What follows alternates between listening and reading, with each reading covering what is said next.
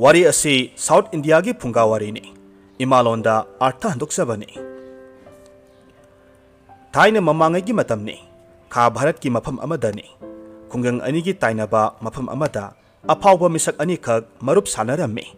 Amana Sinthumba kawi aduga amana khulhaiba kawi. Sinthumba hariba nupa asina ngang sakpa wahi wata asi mina taningdaba laite. Mahakna haidorakpa mawahi khonda khudingmak pukning sumhatningai oirammi. Amasung mahaksi yamnasu lausing leirammi. Aduga amaromda khulhaibadi mahakki makhutki pangal asi yamna kalli. Mahakki makhut asina haitaba thabak amata leite. Semba saba u kaktuna phajaraba upu kangthol saba amadi khutki pangalgi matang asidadi mahakpu nabinaba kanamata leite. Makhoi anisi yamna luna tinaba marup oirammi. Hindugi kumhai phiyong Navaratri na lakpada marup khulaibana mahaki marup Sinthumba amasung mahaki nupibu mayomda atithi oina kaurammi. Matam khara mahaki mayomda leiduna makhoi ani loksing sangeng nasi makhoi ani gi matik magun asi kanana henbage sangeng nasi haina hainare. Sinthumba mahaki nupiga loinena marup khulaibagi mayomda laklammi. Hariba numit adu Navaratri gi ahanba numit ni. Hariba numit asida marup khulaibana laida yauna tagana hameng ama bali tawduna kaning lamme. Aduna mahakna mahaki marupta hairamme. Marup aikhoi animak aikhoi gi lambida haithoi singthoi ba ngaktani do. Maramasina laida bali tawnabagidamak sa ama sel tingduna leiba haibase tasengna harvada isana khanthazarubada ikai jagadaba wafamni do. Aduna sel tingdana karamna phangnanaba honasige. Sinthumba khummi. Chumi marup madumak tawrasi. Ai phananaba silage. Horen numidang phawdangdi ngairasido. Asumna hainaduna makhoi ani numit tasilakpa ngairammi. Yum adudagi pung amagi matam satlaga leiba mafam amada yaw senba yaw loiba nupa ama leirammi. Marup anidu hariba mafam aduda satuna numidangi matamda yaw ama huralasi haina hainare. Mamsilakpa matamda haina khibagi matung inna makhoi animak yaw senba nupa adugi manakta laklammi. Aduga yaw mayam thampham adugi nakal amada lumduna leirammi.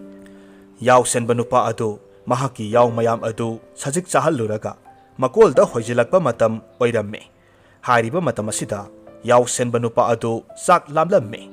Adubu mamsilakpa matam oibasida sa kai huranba singna yaw sing adu huranduna pukhigadra haina khaluvada amuksu chatpa ngamlamde. Maramasina laimaida u ama yungsinduna amadi maduda mahakna ilamba phi aduna mi mananaba insilammi. Aduga khonjel hauna hairammi. Isa ibungo aihak sak yamna lame sak sarukhige. Aduga ne aina halaktriba phawbadi nahak yawsingse senaduna leiramo. Thangnabada leiriba umangse sa kai bhut marang kaina leibani. Kari gumbada huranba bhut natagana yamna sathiba kutta laktuna yawga huranduna pukhini do. Ningthina yangsilamuko ai kuirakloida. Matang asida kuta hairibasi Hindi gi wahai kutta haibadi hui haiba natte. Masi South lomgi wahi amani. Aikhoi romgi londa tapta natagana kaibu kayoibagumba yamna sathiba sa amani. Asumna hairamlaga yawsenba nupa adu chatkhirammi. Mahakna asumna hairibagi maramdi karigumba yaw asibu huranba lakpa huranba natagana bhut pret sa kai laknamnabasu yaw senbana sangli haiba khananaba oirammi. Wafam asimak marup anidunasu tahaurammi. Adubu Sinthumbadi yaw senbagi hai singlaba mataw aduda mathamoida nokcharammi. Yaw senba aduna u ama leimaida yungsilaga maduda phi ama yasinduna mi mananaba sembani haibasi mahakna khanglammi. Adum oinamak khulhaibanadi madu khanglamde uramde. Aduna mahakna asumna hairammi. Marup aikhoi ani hojik kari tawgani mafam asida atopa yawsenba amasu phamduna leire. Matam asida mataw Sinthumbana khulhaibagi signaba koknanaba khudingmak hairammi. Mangda leiriba asi yawsenba natte u amada phine asinduna mi manaba sembani hairammi. Nakal amaromda ngasai yawsenbana mafam adu thadokuna salamdai matamda hairambasing adu umang aduda leiba bhut amana tahauramme. Bhut adusu yaw mayam adudagi yaw ama phaduna sage khanduna lakpa oiramme. Adubu yawsenba aduna kuta haina palakpa aduda bhut adudi angakpa amadi akiba phauramme. Maramdi mahakna kuta hairibasi khanglamde. Maramasina kuta haibasi yamna sathiba pangal yamna kanba jiba ama oiramgani haina bhut aduna khalamme. Mafam asida kuta laklamgadra haina khanbada mahak mihul kanglamme.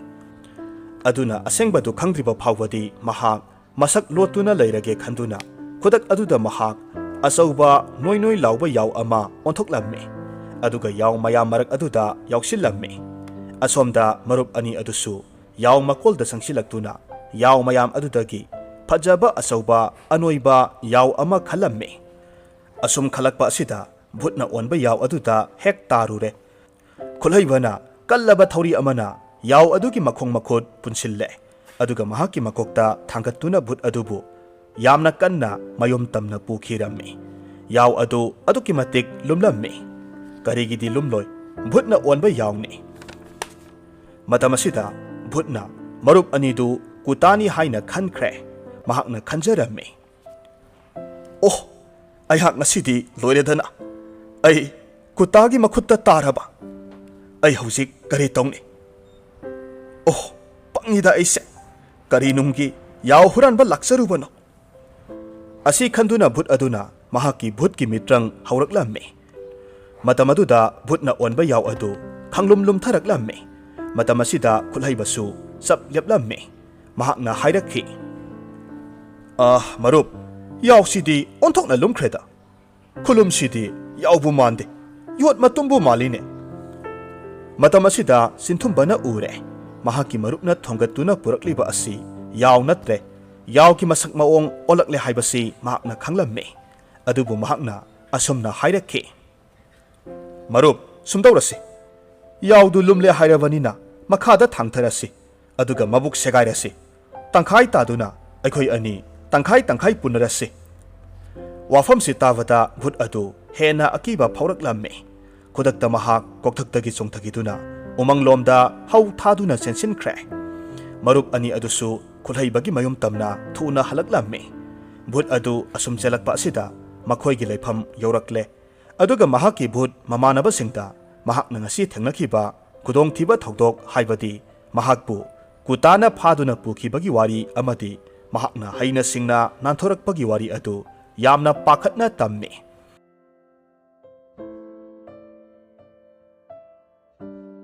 Adubu bhut ataising aduna mahaki waridu taruvada nahaksi onthokna pangba bhut amani haiduna noksinbiramme. Bhut amana hairamme. Ibo pangmalidako nahakse kuta haibadudi asengba leiba natte na he. Nahakna thengnaraklibodo taibang miyoiba soidana oirini. Miyoibagi makhutta nahaksi pharuraba aduga nahakna nanthokutuna selakliba. Soklaba bhut aduna amuk hairamme. Nakhoina kutado udadana tawribani aihakti tasengna urakle. Amana khumlakki.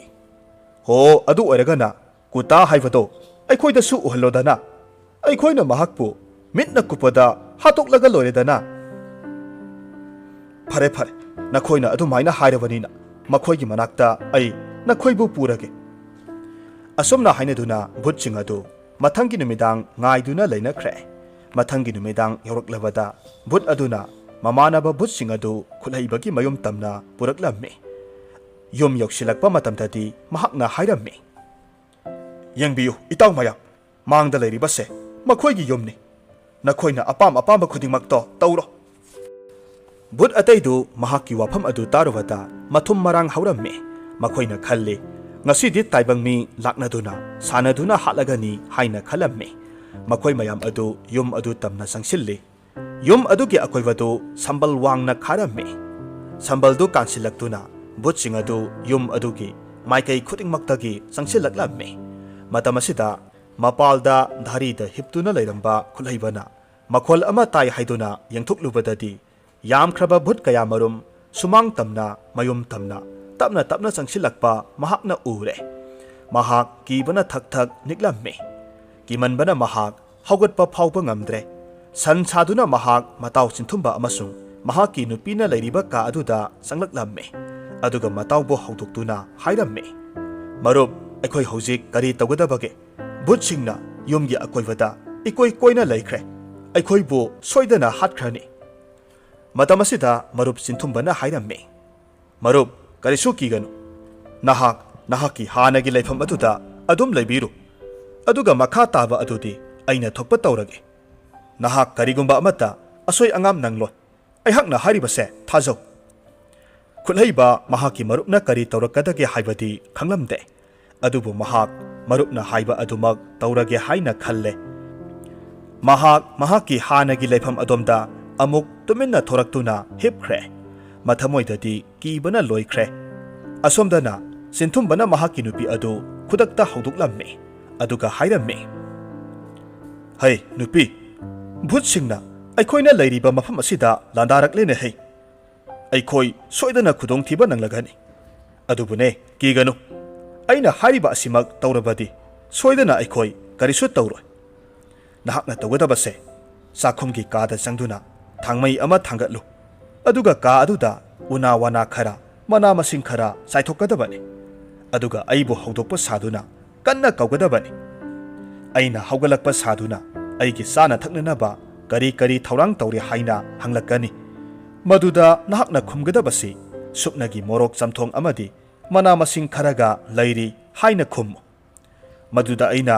sauksinaduna isanupana mahai tamba halakpada phaduna purakpa bhut ahumdu thongu yadra hairakani nahakna amuk asumna khummu isanupa thibong jawdo mahakna mahai tamba halakpada aram khaurangba phawi haiduna bhut ahumdu lauraga chathokre ngasigidi sina lelasi haina khummu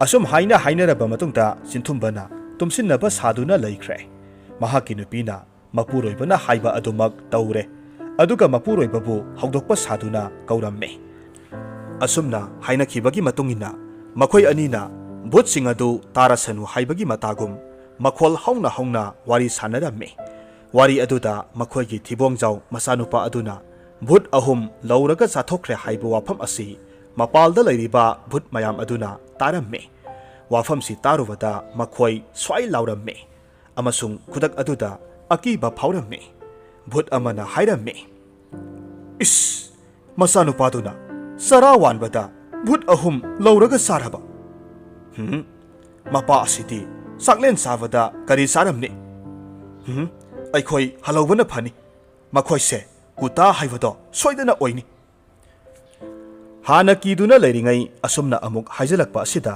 bhut mayam adu kiba asum henjilaklamme mafam adu khudakta thadoktuna umanglomda chenakhre matau asum tawna sinthumba gi loksingna matau khulaiba amasung mahaki nupi kanba ngamki bhutsing adu anakpo umang asida makhata na asum leirabadi kutana phaduna chathokhiba yai haina kiduna arapa umang amada sena khiramme masigi matung nongmagi numitni marup anidu makhoigi khul adu landuna yamna lakna koiba chatlamme makhoina halakpa matamda thengdokhiduna numit takhiramme lambida makhoi anidu ahing lekpa taramme tasengna makhoina ahing lekadoriba mafam adudi chen khiba bhutsing aduna nongna leiba mafam adu oiramme marup anidu asoba khongnang pambi amagi mathakta leknaba sem saramme numidang thengjilaklabada bhut mayam adu maikai adomda lamlakki sa nga thiba laklamme bhutsing adu lakpa ubada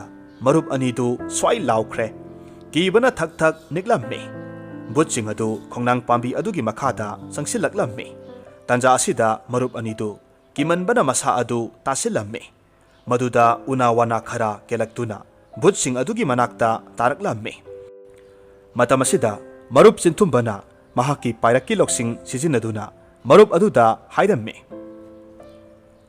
marup nahakpu aram khaurangba phawi haibadaine yengu makhada leiriba jiba masa singse urabra mase phan chongtharaga manga tara phaba ngamra yengu nanthok anba yade ko asumna hairakpa asida bhutsingna tahawramme ꯇꯥꯔꯤꯕ ꯈꯣꯟꯖꯦꯜ ꯑꯗꯨ ꯃꯈꯣꯏꯅ ꯍꯥꯟꯅ ꯇꯥꯈ꯭ꯔꯕꯒꯨꯝ ꯈꯜꯂꯤ꯫ ꯎꯊꯛꯇ ꯂꯩꯔꯤꯕꯁꯤ ꯀꯨꯇꯥ ꯑꯣꯏꯒꯅꯤ, ꯃꯍꯥꯛꯀꯤ ꯃꯆꯥꯅꯨꯄꯥ ꯑꯗꯨꯅ ꯚꯨꯠ 3 ꯂꯧꯔꯒ ꯆꯥꯈꯤꯕ ꯀꯨꯇꯥ ꯑꯗꯨꯅꯤ ꯍꯥꯏꯗꯨꯅ ꯍꯥꯏꯅꯔꯛꯂꯝꯃꯤ꯫ ꯃꯇꯝ ꯑꯁꯤꯗ ꯚꯨꯠ ꯑꯃꯅ ꯑꯁꯨꯝꯅ ꯍꯥꯏꯔꯝꯃꯤ, ꯃꯁꯤꯗꯤ ꯑꯩꯈꯣꯏꯅ ꯈ꯭ꯋꯥꯏꯗꯒꯤ ꯀꯤꯔꯤꯕ ꯀꯨꯇꯥ ꯑꯗꯨꯅꯤ꯫ ꯃꯈꯣꯏ ꯑꯩꯈꯣꯏꯕꯨ ꯇꯥꯟꯅꯔꯛꯂꯤꯕ ꯑꯣꯏꯔꯦ, ꯃꯌꯥꯝ ꯆꯦꯜꯍꯧꯔꯁꯤ꯫ ꯃꯁꯤꯗꯒꯤ ꯚꯨꯠ ꯃꯌꯥꯝ ꯑꯗꯨ ꯀꯤꯕꯅ ꯆꯦꯟꯅꯈꯤꯔꯝꯃꯤ꯫ ꯑꯁꯨꯝꯅ ꯆꯤꯟꯊꯨꯝꯕꯅ ꯍꯟꯗꯛꯁꯨ ꯃꯇꯥꯎꯒꯤ ꯃꯊ꯭ꯋꯥꯏ ꯀꯜꯂꯝꯃꯤ꯫ ꯃꯇꯝ ꯑꯁꯤꯗ ꯈꯨꯠꯍꯩꯕꯅ ꯃꯍꯥꯛꯀꯤ ꯃꯔꯨꯞ ꯆꯤꯟꯊꯨꯝꯕꯗ ꯍꯥꯏꯔꯝꯃꯤ, ꯑꯩꯒꯤ ꯅꯨꯡꯁꯤꯔꯕ ꯃꯔꯨꯞ, ꯇꯁꯦꯡꯅ ꯅꯍꯥꯛꯅ ꯑꯩꯉꯣꯟꯗꯒꯤ ꯋꯥꯈꯜ ꯂꯧꯁꯤꯡ ꯃꯇꯤꯛ ꯃꯌꯥꯏ ꯂꯩꯕ ꯌꯥꯝꯅ ꯍꯦꯜꯂꯤ ꯍꯥꯏꯕꯗ ꯏꯁꯥꯅ ꯌꯥꯖꯔꯦ꯫ ꯄꯥꯡꯒꯜ ꯍꯥꯏꯕꯁꯤꯗꯤ ꯂꯧꯁꯤꯡ ꯌꯥꯎꯗ꯭ꯔꯕꯗꯤ ꯑꯔꯦꯝꯕ ꯑꯣꯏꯔꯝꯂꯦ꯫ ꯄꯥꯡꯒꯜ ꯂꯧꯁꯤꯡ ꯑꯅꯤꯃꯛ ꯂꯩꯕ ꯃꯤꯑꯣꯏ ꯑꯗꯨꯗꯤ ꯇꯁꯦꯡꯅ ꯃꯅꯝ ꯅꯨꯡꯁꯤꯔꯕ ꯁꯅꯥꯒꯤ ꯊꯝꯕꯥꯜꯒꯨꯝꯕꯅꯤ꯫ ꯐꯔꯦ, ꯑꯩꯈꯣꯏ ꯑꯅꯤ ꯍꯧꯖꯤꯛꯇꯤ ꯍꯜꯂꯁꯤ꯫ ꯑꯁꯨꯝꯅ ꯍꯥꯏꯅꯗꯨꯅ ꯃꯔꯨꯞ ꯑꯅꯤꯗꯨ ꯄꯨꯟꯅ ꯍꯟꯃꯤꯟꯅꯔꯛꯂꯝꯃꯤ꯫ ꯑꯗꯨꯒ ꯃꯇꯨꯡꯗ ꯆꯤꯟꯊꯨꯝꯕꯗꯨ ꯈꯨꯠꯍꯩꯕꯒꯤ ꯃꯌꯨꯝꯗꯒꯤ ꯍꯟꯈꯤꯔꯝꯃꯤ꯫ ꯋꯥꯔꯤꯁꯤꯗꯒꯤ ꯑꯩꯈꯣꯏꯅ ꯈꯪꯖꯤꯟꯕ ꯌꯥꯕꯗꯤ ꯑꯁꯤꯅꯤ, ꯇꯥꯏꯕꯪ ꯃꯤꯑꯣꯏꯕ ꯑꯩꯈꯣꯏꯗ ꯂꯧꯁꯤꯡ ꯍꯥꯏꯕꯁꯤꯗꯒꯤ ꯑꯍꯦꯟꯕ ꯀꯔꯤꯃꯠꯇ ꯂꯩꯇꯦ꯫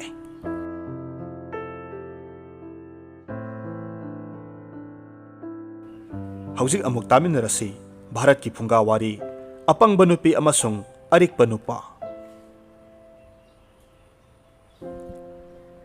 ꯁꯍꯔꯗꯒꯤ ꯌꯥꯝꯅ ꯂꯥꯞꯅ ꯂꯩꯕ ꯈꯨꯡꯒꯪ ꯑꯃꯗ ꯃꯇꯩ ꯃꯅꯥꯎ ꯑꯃ ꯂꯩꯔꯝꯃꯤ꯫ ꯅꯨꯄꯤ ꯑꯗꯨꯗꯤ ꯑꯗꯨꯛꯀꯤ ꯃꯇꯤꯛ ꯌꯥꯝꯅ ꯄꯪꯂꯝꯃꯤ꯫ ꯀꯌꯥꯃꯨꯛ ꯌꯥꯝꯅ ꯄꯪꯕꯒꯦ ꯍꯥꯏꯕꯕꯨ ꯃꯤꯅ ꯍꯥꯏꯕ ꯋꯥ ꯈꯨꯗꯤꯡꯃꯛ ꯑꯆꯨꯝꯕꯅꯤ ꯑꯔꯥꯟꯕꯅꯤ ꯈꯟꯊꯕ ꯉꯝꯗꯦ, ꯍꯦꯛꯇ ꯊꯥꯖꯔꯝꯃꯤ꯫ ꯀꯅꯥꯒꯨꯝꯕ ꯃꯈꯣꯏꯒꯤ ꯂꯩꯀꯥꯏꯒꯤ ꯃꯤꯑꯣꯏ ꯑꯃꯅ ꯃꯉꯣꯟꯗꯒꯤ ꯀꯔꯤꯒꯨꯝꯕ ꯑꯃ ꯄꯥꯝꯂꯕ ꯅꯨꯄꯤ ꯑꯗꯨꯗ ꯀꯔꯤ ꯀꯔꯤꯅꯣ ꯄꯪꯍꯥꯏꯗ ꯍꯥꯏꯖꯤꯟꯕꯗ ꯅꯨꯄꯤ ꯑꯗꯨꯅ ꯑꯗꯨꯝ ꯊꯥꯖꯔꯝꯃꯤ꯫ ꯃꯤꯑꯣꯏ ꯑꯗꯨꯅ ꯄꯥꯝꯂꯤꯕ ꯄꯣꯠꯁꯛ ꯅꯠꯇ꯭ꯔꯒꯅ ꯁꯦꯜ ꯊꯨꯝꯕꯨ ꯑꯣꯏꯔꯒꯁꯨ ꯍꯦꯛꯇ ꯏꯔꯥꯏ ꯂꯥꯏꯅ ꯂꯧꯊꯣꯛꯂꯝꯃꯤ꯫ ꯑꯗꯨꯕꯨ ꯃꯁꯤ ꯄꯨꯝꯅꯃꯛ ꯑꯁꯤ ꯅꯨꯄꯤꯗꯨꯒꯤ ꯅꯨꯄꯥ ꯑꯗꯨꯅ ꯃꯌꯨꯝꯗ ꯂꯩꯕ ꯃꯇꯝꯗ ꯈꯛ ꯇꯧꯔꯝꯃꯤ꯫ ꯃꯔꯝꯗꯤ ꯅꯨꯄꯥ ꯑꯗꯨ ꯌꯥꯝꯅ ꯑꯔꯤꯛꯄ ꯃꯤꯁꯛ ꯑꯃ ꯑꯣꯏꯔꯝꯃꯤ꯫ ꯀꯅꯥꯒꯨꯝꯕ ꯃꯤꯑꯣꯏ ꯑꯃꯠꯇꯗ ꯁꯤꯀꯤ ꯑꯃ ꯐꯥꯎꯕ ꯄꯤꯊꯣꯛꯅꯤꯡꯗꯕ ꯃꯤꯁꯛ ꯑꯃꯅꯤ꯫ ꯀꯔꯤꯒꯨꯝꯕ ꯃꯍꯥꯛꯀꯤ ꯅꯨꯄꯤꯗꯒꯤ ꯂꯩꯀꯥꯏꯒꯤ ꯃꯤꯅ ꯃꯣꯏꯊꯦꯝ ꯇꯧꯗꯨꯅ ꯁꯦꯜ ꯊꯨꯝ ꯅꯠꯇ꯭ꯔꯒꯅ ꯄꯣꯠ ꯆꯩ ꯂꯧꯊꯣꯛꯈ꯭ꯔꯦ ꯍꯥꯏꯕ ꯈꯪꯕꯗ ꯅꯨꯄꯥ ꯑꯗꯨꯅ ꯃꯍꯥꯛꯀꯤ ꯅꯨꯄꯤ ꯑꯗꯨꯕꯨ ꯊꯤꯅ ꯆꯩꯔꯝꯃꯤ, ꯃꯍꯥꯛꯀꯤ ꯅꯨꯄꯤꯒ ꯈꯠꯅꯔꯝꯃꯤ꯫ ꯃꯁꯤꯗꯒꯤ ꯍꯦꯟꯗꯣꯛꯇꯅ ꯃꯍꯥꯛꯀꯤ ꯅꯨꯄꯤ ꯑꯗꯨꯕꯨ ꯐꯨꯊꯔꯝꯃꯤ꯫ ꯃꯃꯩꯊꯪꯗꯗꯤ ꯅꯨꯄꯤ ꯑꯗꯨ ꯃꯍꯥꯛꯀꯤ ꯅꯨꯄꯥꯅ ꯉꯥꯡꯕ ꯆꯩꯕ ꯍꯦꯟꯃꯟꯈꯤꯕꯅ ꯃꯤꯉꯣꯟꯗ ꯂꯟ ꯊꯨꯝ ꯄꯤꯊꯣꯛꯄꯒꯤ ꯊꯕꯛ ꯑꯁꯤ ꯊꯥꯗꯣꯛꯈꯤꯔꯝꯃꯤ꯫ ꯍꯥꯏꯔꯤꯕ ꯈꯨꯜ ꯑꯗꯨꯗ ꯀꯗꯔ ꯌꯥꯝꯅ ꯍꯩꯕ ꯁꯨꯅꯤꯡꯗꯕ ꯅꯨꯄꯥ ꯑꯃꯈꯛ ꯂꯩꯔꯝꯃꯤ꯫ ꯃꯍꯥꯛꯅ ꯁꯦꯜ ꯄꯥꯏꯕ ꯅꯨꯄꯥ ꯑꯗꯨꯒꯤ ꯅꯨꯄꯤ ꯑꯗꯨ ꯌꯥꯝꯅ ꯄꯪꯉꯤ, ꯃꯤꯌꯥꯝꯅ ꯅꯨꯄꯤ ꯑꯗꯨꯗꯒꯤ ꯂꯟ ꯊꯨꯝ ꯀꯌꯥ ꯂꯧꯊꯣꯛꯄꯤ ꯍꯥꯏꯕꯁꯤ ꯀꯗꯔ ꯍꯩꯕ ꯅꯨꯄꯥ ꯑꯗꯨꯅ ꯈꯪꯂꯝꯃꯤ꯫ ꯃꯍꯥꯛꯅ ꯈꯜꯂꯤ ꯃꯗꯨꯗꯤ ꯅꯨꯄꯤ ꯑꯗꯨꯒꯤ ꯃꯅꯥꯛꯇ ꯆꯠꯇꯨꯅ ꯂꯟ ꯊꯨꯝ ꯁꯦꯜ ꯈꯔ ꯂꯧꯔꯨꯔꯒꯦ ꯍꯥꯏꯅ ꯈꯜꯂꯤ꯫ ꯃꯔꯝ ꯑꯁꯤꯅ ꯌꯨꯝ ꯑꯗꯨꯒꯤ ꯃꯔꯝꯗ ꯃꯍꯥꯛꯅ ꯀꯨꯞꯅ ꯁꯦꯟꯅꯔꯝꯃꯤ꯫ ꯅꯣꯡꯃꯗꯤ ꯑꯔꯤꯛꯄ ꯅꯨꯄꯥ ꯑꯗꯨ ꯃꯍꯥꯛꯀꯤ ꯊꯕꯛ ꯑꯃꯒꯤꯗꯃꯛ ꯁꯒꯣꯜ ꯇꯣꯡꯗꯨꯅ ꯆꯠꯊꯣꯛꯈꯤꯔꯝꯃꯤ꯫ ꯑꯁꯤꯒꯨꯝꯕ ꯇꯥꯟꯖꯥ ꯑꯁꯤꯕꯨ ꯉꯥꯏꯗꯨꯅ ꯂꯩꯔꯤꯕ ꯀꯗꯔ ꯍꯩꯕ ꯅꯨꯄꯥ ꯑꯗꯨꯗꯤ ꯍꯔꯥꯎꯕꯅ ꯂꯣꯏꯈ꯭ꯔꯦ꯫ ꯃꯍꯥꯛ ꯊꯤꯟꯊꯕ ꯇꯧꯗꯅ ꯑꯄꯪꯕ ꯅꯨꯄꯤ ꯑꯗꯨꯒꯤ ꯃꯅꯥꯛꯇ ꯂꯥꯛꯂꯝꯃꯤ꯫ ꯌꯨꯝ ꯍꯦꯛ ꯌꯧꯕꯒ ꯃꯍꯥꯛ ꯌꯥꯝꯅ ꯆꯣꯛꯊꯕ ꯁꯥꯗꯨꯅ ꯍꯥꯏꯔꯝꯃꯤ, ꯌꯨꯝ ꯑꯁꯤꯕꯨ ꯀꯅꯥ ꯀꯅꯥ ꯂꯩꯕꯤꯕꯒꯦ? ꯑꯄꯪꯕ ꯅꯨꯄꯤ ꯑꯗꯨ ꯏꯃꯨꯡꯗꯒꯤ ꯊꯣꯔꯛꯂꯝꯃꯤ꯫ ꯑꯗꯨꯒ ꯀꯅꯥꯅꯣ ꯀꯔꯤꯅꯣ ꯍꯪꯖꯩ꯫ ꯃꯗꯨꯗ ꯀꯗꯔ ꯍꯩꯕ ꯅꯨꯄꯥ ꯑꯗꯨꯅ ꯑꯁꯨꯝꯅ ꯈꯨꯝꯃꯤ, ꯑꯩꯍꯥꯛ ꯀꯩꯂꯥꯁꯇꯒꯤ ꯂꯥꯛꯆꯕꯅꯤ꯫ ꯃꯐꯝ ꯑꯗꯨꯗ ꯂꯩꯕ ꯍꯅꯨꯕ ꯍꯅꯨꯕꯤ ꯃꯇꯩ ꯃꯅꯥꯎ ꯑꯃꯅ ꯑꯩꯕꯨ ꯊꯥꯔꯛꯄꯅꯤ꯫ ꯑꯩꯕꯨ ꯃꯈꯣꯏꯅ ꯃꯈꯣꯏꯒꯤ ꯃꯆꯥ ꯃꯃꯧꯗ ꯄꯥꯎ ꯇꯝꯂꯨꯁꯣ ꯍꯥꯏꯗꯅ ꯊꯥꯔꯛꯄꯅꯤ꯫ ꯅꯨꯄꯤꯗꯨꯅ ꯍꯥꯏꯔꯝꯃꯤ, ꯍꯥ, ꯀꯩꯂꯥꯁ ꯍꯥꯏꯕ? ꯀꯅꯥꯅ ꯅꯍꯥꯛꯄꯨ ꯊꯥꯔꯛꯄꯅꯣ? ꯃꯗꯨꯗ ꯀꯗꯔ ꯍꯩꯕ ꯅꯨꯄꯥ ꯑꯗꯨꯅ ꯌꯨꯝ ꯑꯗꯨꯒꯤ ꯂꯩꯈꯤꯗ꯭ꯔꯕ ꯑꯍꯜ ꯑꯅꯤꯒꯤ ꯃꯃꯤꯡ ꯍꯥꯏꯖꯤꯜꯂꯝꯃꯤ꯫ ꯇꯁꯦꯡꯅ ꯃꯍꯥꯛ ꯑꯁꯤ ꯑꯁꯤꯒꯨꯝꯕ ꯈꯨꯗꯣꯡꯆꯥꯕ ꯑꯁꯤ ꯉꯥꯏꯗꯨꯅ ꯂꯩꯔꯛꯄꯅ ꯌꯨꯝ ꯑꯁꯤꯒꯤ ꯑꯀꯨꯞꯄ ꯃꯔꯣꯜ ꯍꯥꯟꯅꯅ ꯂꯣꯏꯅꯃꯛ ꯈꯪꯗꯣꯛꯂꯝꯃꯤ꯫ ꯑꯗꯨꯅ ꯌꯨꯝ ꯑꯗꯨꯒꯤ ꯂꯩꯈꯤꯗ꯭ꯔꯕ ꯑꯍꯜ ꯑꯅꯤꯗꯨꯒꯤ ꯃꯃꯤꯡ ꯃꯍꯥꯛꯅ ꯍꯥꯏꯕ ꯉꯝꯂꯤꯕꯅꯤ꯫ ꯅꯨꯄꯥ ꯑꯗꯨꯒꯤ ꯋꯥꯐꯝꯗꯨ ꯇꯥꯕꯗ ꯑꯄꯪꯕ ꯅꯨꯄꯤ ꯑꯗꯨꯗꯤ ꯑꯉꯛꯄꯅ ꯂꯣꯏꯈ꯭ꯔꯦ꯫ ꯃꯍꯥꯛꯅ ꯍꯥꯏꯔꯝꯃꯤ, ꯑꯣ, ꯅꯍꯥꯛꯄꯨ ꯃꯐꯝꯗꯨꯗꯒꯤ ꯇꯁꯦꯡꯅ ꯂꯥꯛꯂꯤꯕ꯭ꯔꯥ? ꯑꯍꯜ ꯑꯅꯤꯗꯨꯗꯤ ꯀꯔꯝ ꯇꯧꯍꯧꯔꯤꯕꯒꯦ?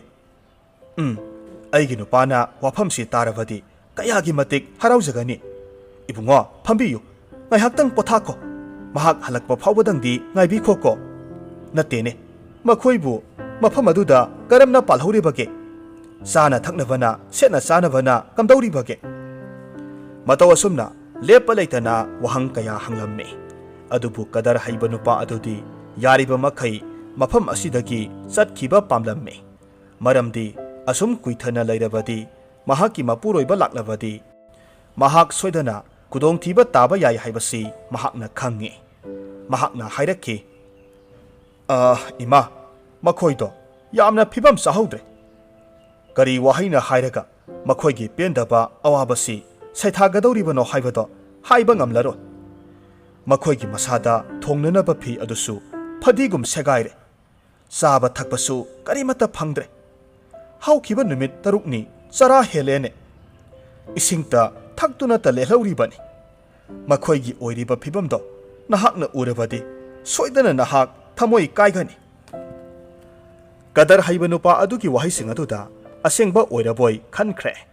Nupa Asina, Hariba Asi, Asumbani Haina Kaladuna, Mahaki Laikidraba, Maku Manem Anina, Tarakbani Haina, Kankre, Maramasina, Nupi Aduna Haida me. Oh, Otokpanida. Karigi Makoina, Adumna Awaba Kaya, Kangadoribano. Masa Mamo, Aikoi Lena Lena, Makoina Wana Kangbayaro. Darkar Oiba Polam Kudingmak, Mamo Ayakna Pigani. Asumna Hairaga, APANGBA Nupi Adu, Imung the Sankira me. Aduga Tumok Asoba Amada, Pirol Kaya Amadi, Sanalupa Kaya, Puturaktuna, Kadar Haiba Nupa Aduda, Piduna, Madu, Maku Manem the Pibiyu, Hairam me. Adubu, Kadar Haiba Nupa Aduna, Amuk Hairam me. Adubu Ima Ibima, Sanalupa Pirol Nadi, Makwegi Aram Korang Badudi, Kokan Bangam Loine. Maduda APANGBA Nupi Aduna, Ngayhaktang Lairamu Hairaga, Mahaki Nupana, Sexina Tamjaba, Selgi Baksi Adu Hangduktuna, Ayauba Sel Pumnamag Nupa Aduda, Pitok Hirame. Kadar Haiba Nupa Aduna, Madu Pumnamag, Swedana Kailasta Puduna, Ahal Aniduda, Pigani Haibagi Tazaba Piramduna, Mahak Mapam Adudagi, Yamna Tuna Satkirame. APANGBA Nupi Aduna, Kadar Haiba Nupa Adu, Tongal Kara Helab, Tindorak Lamme. Nupa Adu Satkravada, Mahak, Masana Masabu, Yamna Nungaijaba Amadi, Sautoksaba, Paurame. Mahakna Mayum Lomda Halakpa Matamda, Mahakna Taukiba, Apaba Tabak Aduki Maramda, Tengnaba Myoising Amadi, Mari Matasing Aduda, Tamlamme. Kadar Haiba Nupa Adudi, Pochai Pumnamak, Kauda Hapsinduna, Turel Tamna Satkiduna, Turel Lantoktuna Mahak, Yamna Tuna, Kongsan Kirame. Asomdana Kamdauri. Ngayhak Lairagadi, APANGBA Nupi Adugi, ARIKPA Mapuroiba Adu, Halaklamme. Mahakna Hek Halakpaga, Mahaki Nupina, Ngasai Tokiba Todok Haibadi, Kailastagi, Nupa Ama Laklamduna, Maku Manemgi Pau, Tamlamba, Aduga Mahakna, Sana Lupa, Sel Tum Piki Bagi Wari Kudingmag, Mapuroivada, Hairamme. Wafam du Taruvada, Mapuroiva Adudi, Sounding Bana Loikre. Kudakta Mahaki Baksi Tampam Aduda, Sangduna Baksi Adu, Yenglamme. Haplamba Sel Amata, Yauramdraba Aduda, Nupa Adu, Saubana Loikre. Adubu APANGBA Mahaki Nupini Kaladuna, Tamoi Pazinjaduna, Kailastagi Laklami Hairiba Nupa Adu, Kado Maikai Tamna Satki, Haina Hanglamme. Aduga Loinana, Mama Mapada, Karigumba Karasu, Piki Gadaba Watli, Haina Haizilamme. Maduda APANGBA Nupi Aduna, Harauna, Nupa Aduna Satkiba Lambi Adu, Taklamme. Matamoida, Kam Tengna Soundingba Amaga Loinana, ARIKPA Nupa Adu, Yamna Tuna Maikai Adomda, Sagol Tauduna Laklamme.